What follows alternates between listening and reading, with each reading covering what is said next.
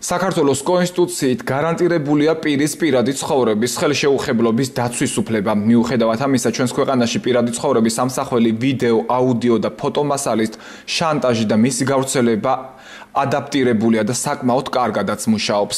საქართველოს კონსტიტუციის მე-20 მუხლის თანახმად, ყოველი ადამიანის პირადი ცხოვრება, პირადი საქმიანობის ადგილი, პირადი ჩანაწერი, მიმოწერა, საუბარი, სატელეფონო და სხვა სახის ტექნიკური საშუალებით, აგრეთვე ტექნიკური საშუალებებით მიღებული შეტყობინებანი ხელშეუხებელია. აღნიშნული უფლებების შეზღუდვა დაიშვება სასამართლოს გადაწყვეტილებით ან მის გარეშეც. კანონით გათვალისწინებული გადაუდებელი აუცილებლობისას. დეპუტატ ეკა ბესელიას პირადი ცხოვრების ამსახველი ვიდეო მასალა გუშინ სოციალური ქსელის საშუალებით გავრცელეს. შინაგან საქმეთა სამინისტრო მომხდართან დაკავშირებით გამოძიება სისხლის სამართლის კოდექსის 157 პრიმა მუხლის პირველი და მეორე ნაწილებით დაიწყო. პირადი ცხოვრების ამსახველი კადრების გავრცელებაზე ჩვენ გორის მოსახლეობის ნაწილი გამოვკითხეთ. ვნახოთ, რას ფიქრობენ ისინი ამ საკითხზე. ჩვენი ქვეყნისთვის კარგის მოსურნე მაგას არ გააკეთებდა. მე ესე ვფიქრობ, იმიტომ რომ პირადი ცხოვრების ამსახველი კადრები ეს პიროვნული შეურაცხყოფაა და არც ერთი მხრიდან არ უნდა იყოს. პირად ცხოვრებაში ჩადრევის უფლება არავის არ უნდა მისცეს ჩვენმა სახელმწიფო. მე მგონი რომ სახელმწიფო ვართ და სახელმწიფომ უნდა დაიცოს ყოველ ჩვენთაგანი მოქალაქე და ყველა ნებისმიერი ადამიანი. ეს ერთ ციბინძურეებისაგან, რამე ესე ვთვლი. სამწუხაროდ ცუდი ფაქტია, როგორ შეიძლება რაღაც პირადი ცხოვრების რამე გამოაქვეყნა. დანარჩენი ვინ გამოაქვეყნა და როგორ ნამდვილად არ ვიცი. არ არის მისაღები, რა თქმა უნდა. პირად საქმეებს აქვეყნებენ ყველა პოლიტიკოსზე და ყველა ერთმანეთს დაძდებენ, ეგ არის. პოლიტიკოსების გამოქვეყნებია? ერთმანეთის ის არის. და ისტორია ეს როგორ? რა თქმა უნდა, არასწორია პირად ცხოვრებას არავინ არ უნდა შეეხოს რა, პირად ცხოვრებაში ვის რა საქმე აქვს. ვინაც გააკეთებს. ძალიან ცუდი საქმეა მე თვითონ გითხრა. რა ეკითხებათ რომ ვის საქმეში დაერევიან ეგეთ რამეებს. ჩემთვის წარმოუდგენელია.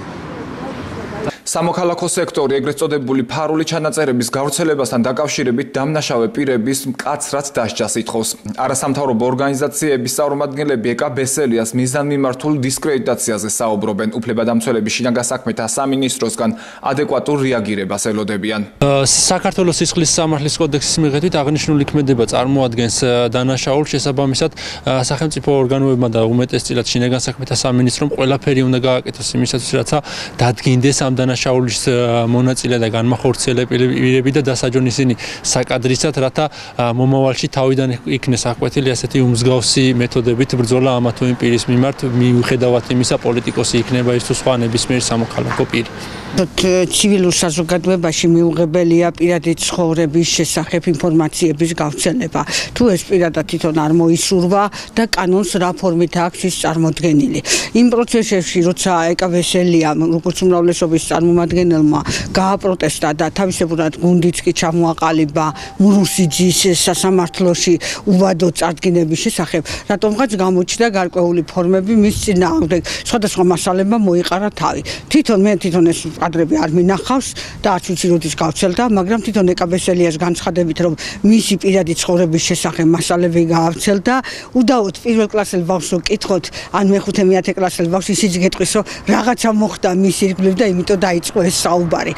ასეთი ფორმა მისაღები თუ მიუღებელი ბესელია, მისი საქმიანობა პოლიტიკური მისაღები თუ მიუღებელი, ეს ამ შემთხვევაში ჩემი განხილვის საგანი არ არის. ჩემთვის როგორც უმრავლესობის წევრი, რომელიც რაღაც საკითხებში ჩემთვის იყო მიუღებელი როგორც კომიტეტის თავმჯდომარე, იმიტომ გარკვეულ საკითხებზე ადეკვატური რეაქცია არ ქონდა, ისეთი როგორც ქვეყანაშია მოთხოვნილება და რა გამოწვევებიც არის, მაგრამ არავის აქვს უფლება არც ერთ ჩვენთაგან და არავის რომ ადამიანის პირად ცხოვრება შევეხოთ. პირადი ცხოვრება არის ხელშეუხებელი, ეს უნდა იცოდეს ყველა ადამიანმა, მათ შორის სახელმწიფომ, რომელმაც უნდა უზრუნველყოს ამ ძალიან მნიშვნელოვანი უფლების დაცვა.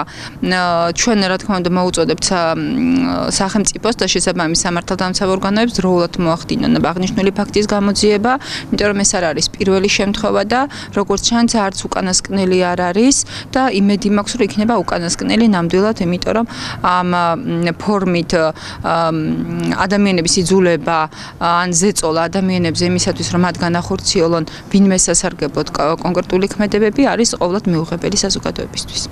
ქართულ რეალობაში ეს პირველი შემთხვევა არ არის, როდესაც ხელისუფლების წარმომადგენელს პირადი ცხოვრების ამსახველ ვიდეო მასალას უვრცელებენ. პირადი ცხოვრების ამსახველი კადრების გასაჯაროებით სხვა ცნობილ სახეებსაც დაემუქრნენ, თუმცა საგამოძიებო უწყებებს ჯერ არავინ დაუკავებიათ.